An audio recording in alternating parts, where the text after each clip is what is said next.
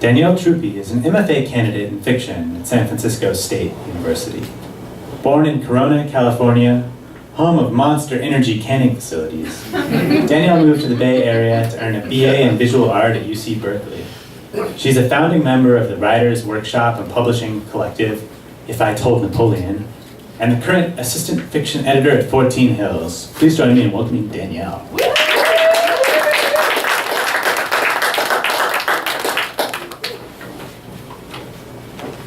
Thank you, Velro, for having me. Delighted to be here. I am going to read a short piece for you, and then a chunk from a larger piece. Would you please take the mic down? Certainly. This is Tools of Engagement. It was held in November every year, the largest symposium for education administrators. This year, Jason would speak on Tools of Engagement at the Woodhall Center in the East Hall of the Dower Concrete Convention Center in Tulsa. Jason wore his Easter Sunday shirt for his presentation. Starch-pressed, pristine stripes in lavender and mint ice cream ran the length of his chest in crisp swaths, neatly cinching at the waist and punctuated with a tasteful but imposing belt buckle. The one he bought himself as a reward for submitting his proposal last July. Matt said it was the wrong shirt. He said they wouldn't take him seriously. Pastels say you are taffy, pliable and sweet, not good for structure. At best, bubblegum and adhesive, maybe someone good for morale, but not the one with the right stuff to stand the weight of curriculum development, the very infrastructure that the entire school district depends on to provide a reliable framework to keep those kids competitive in the big wide world beyond the classroom. But Jason believed there was nothing more sincere than pastels, the watery tenderness of them, lapping against the sharp corners and hard lines of his professional wardrobe. On the flight home, Jason slipped in between a sleeping man and a migrating college student. It was a night flight filled with the sullen and caffeinated, unfocused faces abuzz beneath the cones of yellow light, flipping through papers and popping peanuts. He was able to get an earlier plane out than originally scheduled. He told his colleagues there was a mix-up with the dog sitter. Thumbing through the presentation slides on his phone, he lingered on the ones that had made the crowd laugh, the ones that he had designed to do so, and the ones he hadn't. Jason had labored over his presentation for weeks, scrutinizing each dip into poetic language, the candy parts, Matt called them. There were a handful of garden metaphors, which he knew were certainly nothing groundbreaking to a room full of professionals in education. Every year, students everywhere were called up to podiums to reflect on how their young minds, like seedlings, have blossomed under the courageous tending of the assembled, dedicated gardeners. Jason was careful to not overuse the word nurture or growth, but felt the concepts were essential. But Matt was right. No one wants to give their kids candy. No one connected with his speech. Education will continue on as a checklist, a resume builder, a numbers game. Matt insists on red and gold for their invitations. Maybe Jason was never fit for any of this and should have stayed with accounts at the catering company because at least they respected him there. Red and gold is a circus, not a wedding. Jason lifted his fists and pressed the heels of his hands into his eye sockets. Sweet tears pooled in his palms, and he savored the indulgent dramatics of the gesture, a privilege offered by the quiet cabin. The college student was sitting on folded legs, pressed into the corner with a book on her lap. Jason's eyes had searched for the title in casual, curious sweeps since he had found his seat, and finally recognized it as a novel he had read in college. It was one he always wanted to teach as part of his empathy unit, pair it with one of the canons so parents wouldn't complain he was wasting everyone's time. She looked up and saw the pink in his eyes, the watery glaze.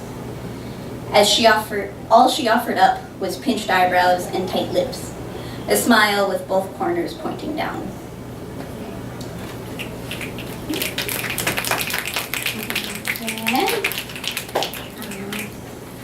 This is a middle chunk from a story called Tissue. I read an earlier chunk at a Velro open mic last semester. So if you happen to catch that, you have a little more information that is not necessary. But all you need to know, Karen is visiting her aunt and uncle, Abby and Wayne, and Uncle Wayne designed the house that is prominently featured. 2 hours ago, Wayne opened a beer and started walking, straight and steady. Abby had thrown a fit when she saw him on the couch watching the game, resting before the kid got there. Her sister would be there any minute. She had told him she wanted dinner ready by 5. She had been working all day to get the house nice and the potatoes, and he knew. Wayne is thinking about how much the goddamn cow eats. He is thinking about his water bill and property values in Montana. He is thinking about the shrill urgency of his wife's demand to start on the stakes, the teeny pressure it has left near his temples. Her and that gourmet shit. There is plenty of time. The house becomes much smaller behind him, and he stops to survey the horizon with his hands snug between the waistband of his jeans and his pale, bulging stomach. Fields of mousy and brittle plant life spread out ahead. Abigail calls the place beautiful now. Before it was barren and isolated, but Abby is trying to be a team player. Every day she gathers wildflowers, that's what she calls them, and puts bundles of them around the house in vases, the crispy blossoms collecting underneath. Just looks like sticks and ratty old paper. Karen sits on the couch and twists to watch her aunt as she moves from saucepan to refrigerator to sink to trash can to sink to saucepan. Bundles of muscles shift beneath her skin when she grips the faucet handle, when she opens drawers, when she folds the dish towel back into thirds and drapes it over the bar on the oven. Aunt Abigail does everything like she knows what she's doing. She lifts Dad's beer can and delivers it to the recycling bin in the pull-out drawer on the island, pushes it gently, and it closes with the softest sound of contact. She does not pause once to check if her push was enough. At home, the cabinets clack and snap when they close. Mom and Dad talk about Aunt Abigail as if she were sick. She's not taking care of herself. And you know Wayne. We should give her a call and see how Abigail is doing. Karen thinks Aunt Abigail looks fine. She doesn't understand what they mean about Uncle Wayne. He never talks much. Maybe that's what they mean.